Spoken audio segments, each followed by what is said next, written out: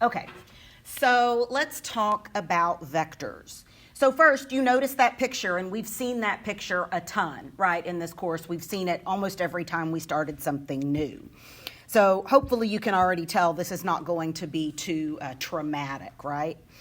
So we're looking at that red arrow as a vector, and vectors have an initial point and a terminal point. So initial is where it starts, terminal is where it stops. The practical use of vectors comes from physics. So in physics, they use vectors to talk about the motion of an object. Okay, so that's kind of why we need it. So there's a couple of different ways we can talk about a vector. The first is in component form. So component form is just the horizontal and the vertical, much like an ordered pair. So my vector here would be xy. Notice that those are not regular parentheses, they're pointy parentheses, and that's on purpose. It denotes a vector rather than an ordered pair. Okay, so that's a big difference there. When I want to find the components of a vector, I subtract. I'm going to do the terminal minus the initial.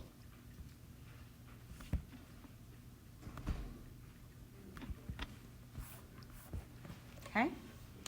So if we have an initial point at -2, 1 and a terminal point at -3, 5, they want me to write t in component form.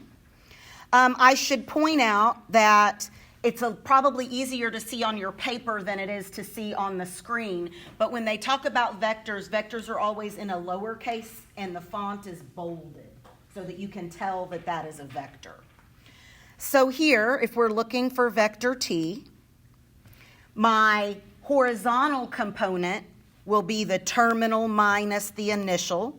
So -3 minus a -2. And then the vertical components are 1 and 5, right? And we're going to subtract, again, terminal minus initial.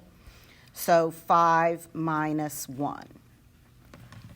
So vector t is the vector that travels -1 unit horizontally and 4 units vertically.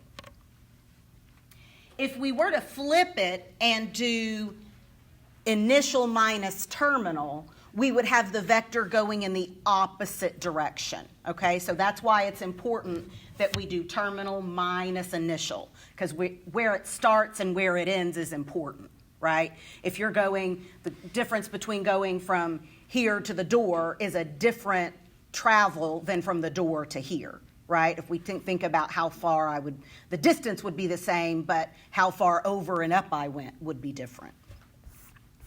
So same thing here. Now we're talking about vector v, terminal minus initial. So horizontally we have -2 minus 1. And vertically we have -3 minus a -5.